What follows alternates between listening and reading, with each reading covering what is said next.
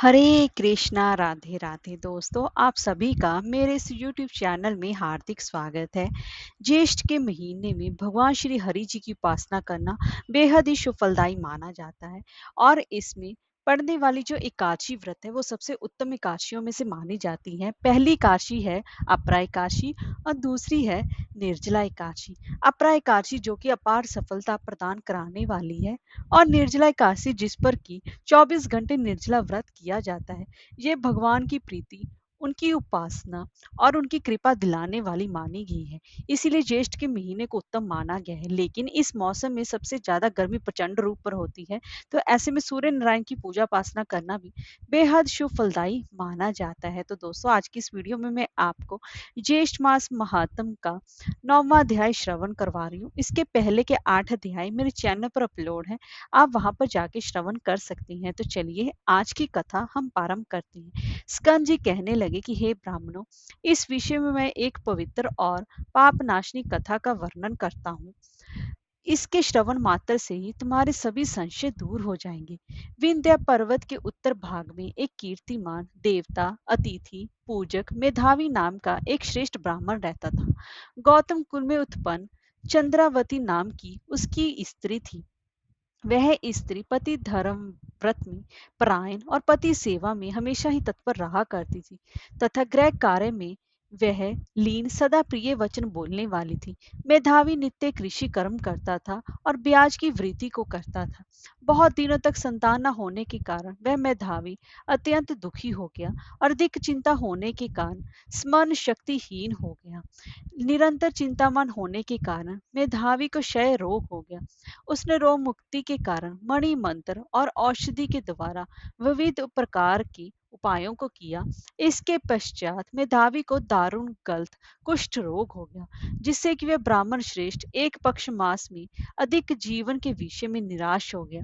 देव तथा उसके अनुसार रोग को देकर स्वयं भी उसका अनुगामी हो गया। मेधावी ब्राह्मण और उसकी स्त्री दोनों ही शीघ्र घर से निकलकर गंगा जी के तट पर चले गए। अपने हाथ में गंगा जी के तट पर तुलसी का वन लगाया और मेधावी की स्त्री अपने पति के साथ रहकर बहुत सारा समय व्यतीत करने लगी। जब सब पापों का नाशक ज्येष्ठ मास आया और ज्येष्ठ मास के नियम व्रत करने से नारद ऋषि वहां स्वयं स्वेच्छा से आए, तब विधिवत नारद ऋषि जी को प्रणाम करके यथाविधि उनका पूजन उपासना की और समग्र शोक के कारण को भी निवेदन किया। शोक का कारण सुनकर प्रसन्न आत्मा नारद जी उसकी स्त्री से अत्यंत हितकर वचन बोले कि हे बाले, पूर्व जन्म में इस ब्राह्मण ने मद से उदित होकर ज्येष्ठ मास के महात्म का अपमान किया था। इसी पाप से ये मेधावी पीड़ित हो गया है, इसमें कोई भी संशय नहीं है। तुम इस पाप दोष के निवारण हेतु ज्येष्ठ मास में व्रत करो, जो कि सुख सौभाग्य को देने वाला और गौरी नाम से विख्यात है।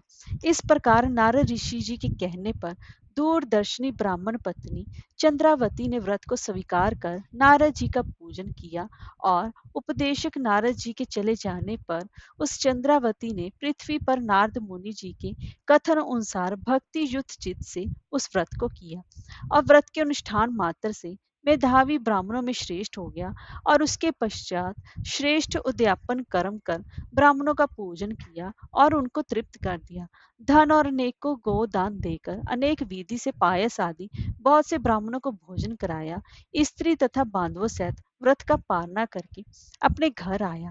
उस मेधावी के घर आने पर पूर्ववासियों ने महान उत्सव मनाया। उस उत्सव में एकत्रित सुहित परवासियों के पूछने पर मेधावी ने सभी समाचार कह सुनाया। उस समय इस महात्म के श्रवण से सब विस्मित हो गए, और दूसरे वर्ष के आने पर दोनों ने पुत्र के निमित्त व्रत किया। व्रत के प्रभाव से दूसरा कामदेव के समान उनको पुत्र प्राप्ति हुई। मेधावी ने शीघ्र जात कर्म कराया, हजारों गौओं का दान दिया, ब्राह्मणों को धन, वस्त्र, अलंकारी आदि बहुत सा धन भी दिया।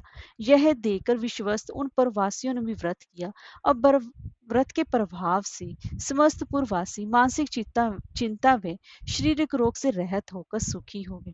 उसी दिन से इस वक्त की बहुत सी प्रसिद्धि हुई, और इस व्रत की सबसे ज्यादा प्रसिद्धि हुई। प्रथम इस व्रत को समर्थ श्री शिव जी ने पार्वती जी से कहा था, और मैंने परम श्रेष्ठ व्रत रहस्य को संक्षेप में तुम लोगों से कहा। श्री स्कंद जी के वचनों को सुनकर सब ऋषि प्रसन्न हो गए और स्कंद जी पर पुष्प वृष्टि करने लगे। जीवित रहो यह आशीर्वाद देने लगे। इस प्रकार गिरिजानंद यानी कि श्री स्कंद जी की सबने पृथक पृथक पूजा की और प्रसन्न होकर वह तपोनिष्ठ परस्पर कहने लगे कि आहो, हम लोगों ने बहुत ही मासों का महत्व सुना, परंतु ज्येष्ठ मास के एक दिन के साथ भी उनकी तुलना नहीं हो सकती। इस प्रकार विचार कर श्रेष्ठ ज्येष्ठ मास में स्नान अर्चन क्रिया को प्रयत्नों को से अपने विभव के अनुसार सभी लोगों ने किया। इसीलिए इस ज्येष्ठ मास में सभी को भगवान विष्णु जी की प्रीति पाने के लिए सूर्योदय से पूर्व स्नान करना चाहिए और इस मास में भी वैशाख मास की तरह जल दान को उत्तम दान माना गया है। ज्यादा से ज्यादा जल दान करना चाहिए और अपनी समर्था हो तो मीठे शरबत का दान करना चाहिए, क्योंकि निर्जला एकादशी पर ही जल के दान की सबसे ज्यादा महत्ता बताई गई है। हरे कृष्णा, राधे राधे।